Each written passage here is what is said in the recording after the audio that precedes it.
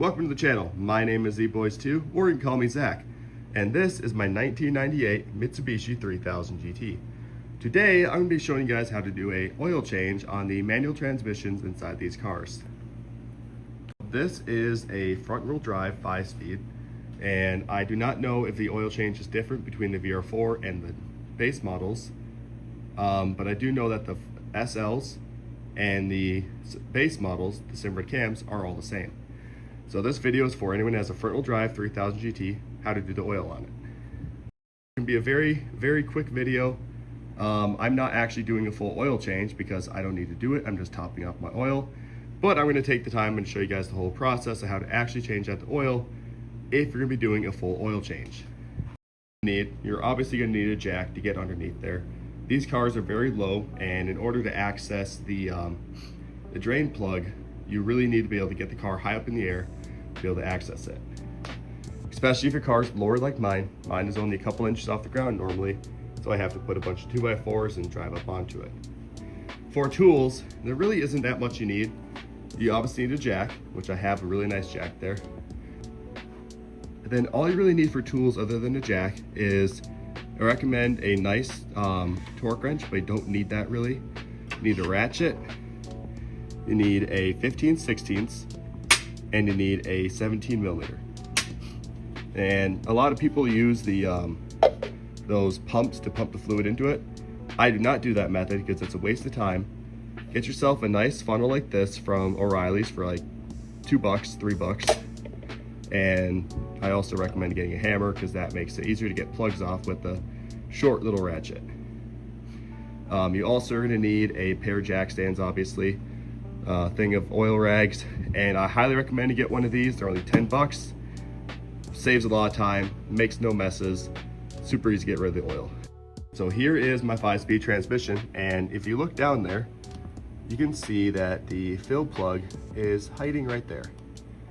And what's nice is that you can just put the little filler right here and just let all the oil seep down into it. So let's go ahead and get started. I recommend that you put your MT90 or whatever gear oil you decide to go with into something to warm it up, like some really nice warm water, or put it in the sun. Just get it nice and warm because it'll make this job go much easier. Mine is a good about 100 degrees because I put it in a very hot container. I've done this many times and it makes it go so much smoother when it's hot. Obviously don't like catch it on fire or anything, but let's go ahead and get started. I'm going to go ahead and jack the car up now, get on some jack stands, and I'll be right back with you. As for where to put the jack stands at, everyone kind of does their own little placement. But for doing this, it's really easy to just go ahead and you got the control arm mounts here, and you just simply put jack stand on each side. It's super fast, super simple. Anyone that owns a 3K knows that your pinch welds usually rust out. Mine are no better. I mean, I still have something there, but I don't want to crush them. And this is just a quick job and not going to ruin your bushings or anything.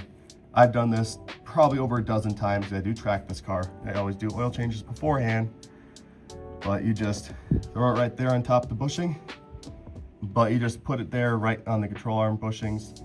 I'll go ahead and get a little better pick here in a second. See here, you just throw it right there. There's also a pinch weld here right behind it. You can put them there if you'd like to, but I usually put mine right there on the reinforcement part for the bushing. I had no issues with it. My bushings are still fine. Just makes it nice, quick, and easy. I'm going to go ahead and get the other side in, and we'll lower the car down. Well, as you can see, I got both jack stands in position. Now all we're going to do is lower the car down. Make sure that you got them in, and just very slowly lower the car down. Once you get it on the jack stands, just go ahead and take your jack out, put it out of the way. The location of the drain plugs and fill plug, it is much easier to put it on jack stand, just put the jack out of the way. You can do it with just a jack if you want, but I do not recommend it. So I'm now underneath the car, and you can see here on the front of the transmission you have a plug that says oil. This is your fill plug, and it's very nice that Mitsubishi a little bit of oil, but it's located right here on the front. You can see it straight down from the front of the motor. And on the back here you have this one. This big round boy, this flat looking one, is your actual drain plug.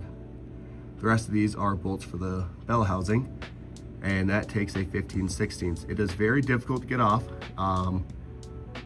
but I'll kind of show you what I do here in a bit. I will not be taking it all the way out simply because I don't need to drain the oil out. I'm just topping it out, but I'll still show you guys what I do to get this off. First thing you want to do when you come down here is take out that fill plug. That way, whenever you actually start to drain the oil out of that drain plug there in the back, it'll just come out nice and fast because the air can rush in here and not be globbing around in the back there. So go ahead and I'll get this front piece out for you here in a second. So the best way to take this out is honestly using a nice torque wrench as a breaker bar. But the other thing you can do if you don't have a nice long breaker bar or a torque wrench is put on your little ratchet and just bang it, it'll come right off there. Pop this torque wrench on here and knock her off. As you can see, it came out pretty easy, and then you just take it out by hand. These did not get torqued down that much. It's only about 25 foot-pounds or so. But normally what I do is I just get it tight and turn it slightly more, and it's fine. You don't need to crank these down super hard. It's basically a perfect seal on there. I do have magnets on the end of this. You can see there's no chunks or anything on there. That's pretty good.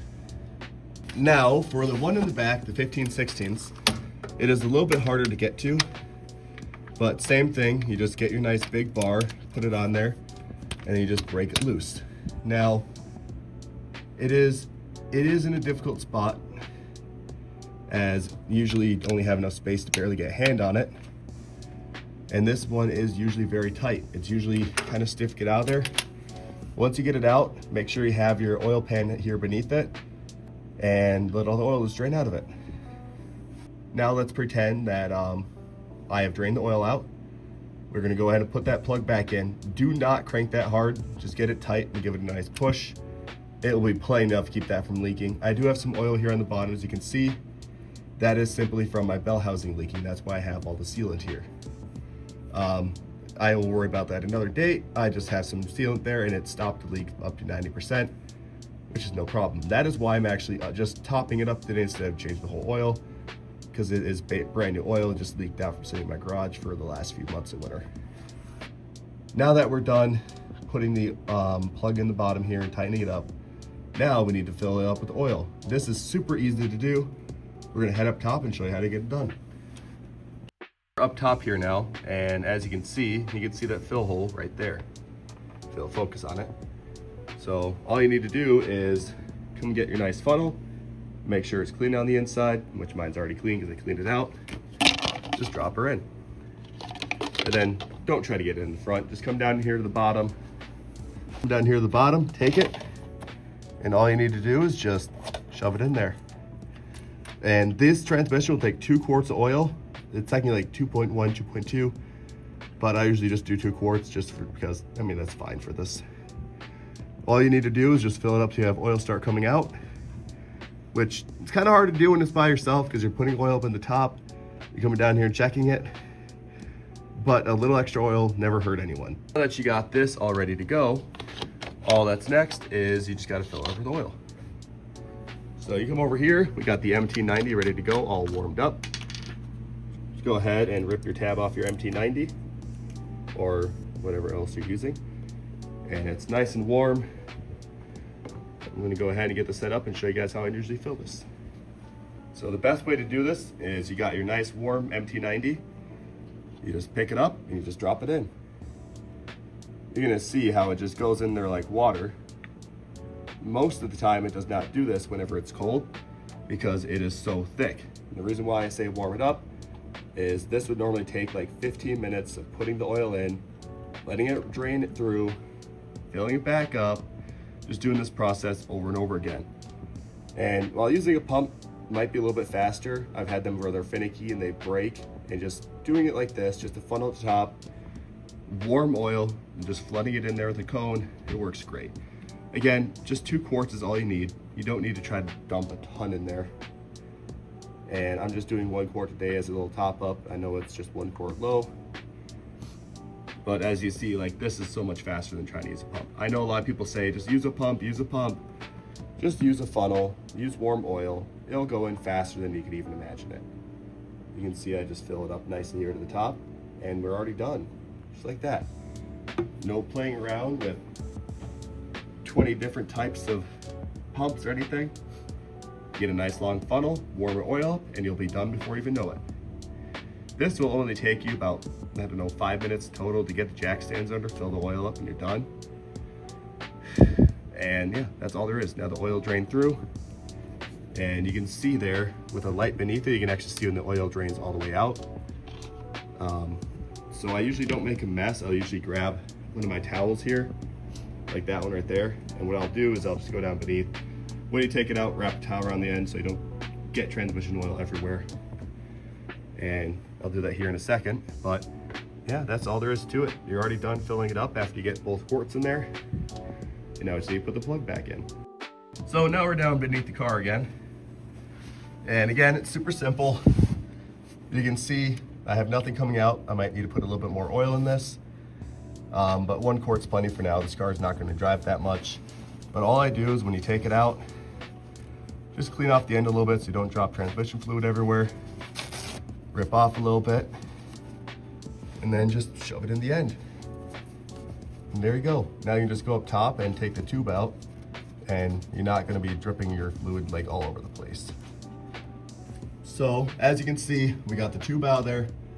Now what we're going to do is, when you put this all back together, you don't want to use the torque wrench to tighten it unless you're actually going to be torquing it down to proper foot-pounds, which I'll put in the video here in a second. You'll see it pop up on screen.